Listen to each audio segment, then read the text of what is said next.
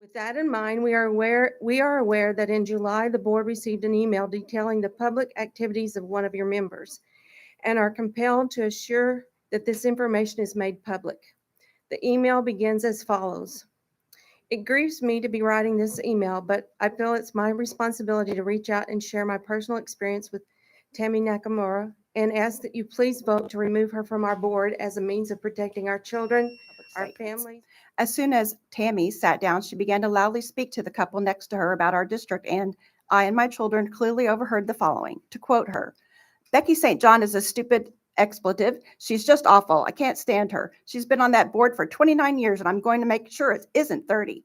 I'm so sick of all the activist expletive coming out of Grapevine.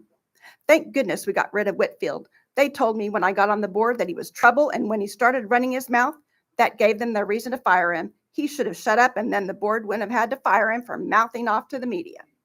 Whitfield is apparently trying to sue me. When my lawyer called and told me, he asked what I'd said about him. I couldn't even remember because I've said so many things. These people think they can come for me. I say bring it on. Now that we are done with Whitfield, the next thing we need to do is get rid of our superintendent. Don't worry, I'm on that. Tammy then proceeded to show district emails to her friend and utilized voice texting to text her attorney about the litigation currently brought against Dr. Whitfield.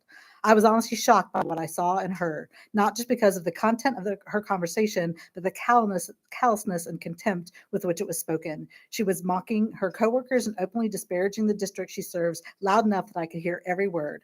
I understand the legal risk this behavior puts our district in. I tapped her on the shoulder to confront her personally. I introduced her to my children and let her know that we live in the district and that my son has special needs. I told her that as a special needs parent, I cried the night when she was elected and I'm scared of her.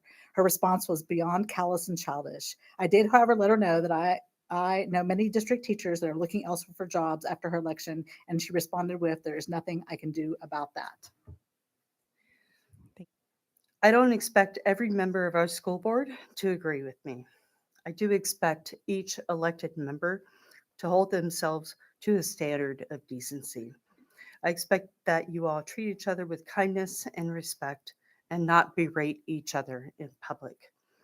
I expect that you speak kindly of our superintendent and seek ways to support him as he supports our teachers and our students and not openly plan and discuss your plans to remove him. I expect that you understand your contractual agreement with Dr. Round and Dr. Whitfield. And in doing so, not cost our district additional money and lawsuits. And that money should be used for our children and our teachers. I cannot overemphasize the embarrassment I felt to be associated with our district that evening. WFAA cameras were less than 30 feet behind us, and Nakamura had her voice raised and her finger in my face. Please save us more embarrassment and tears. Please help us save the jobs of so many scared teachers that are actively looking elsewhere. And please help us save our reputation, because it isn't going to end until people see that there are consequences for behaving as if there are not. That concludes the email that the board received in July.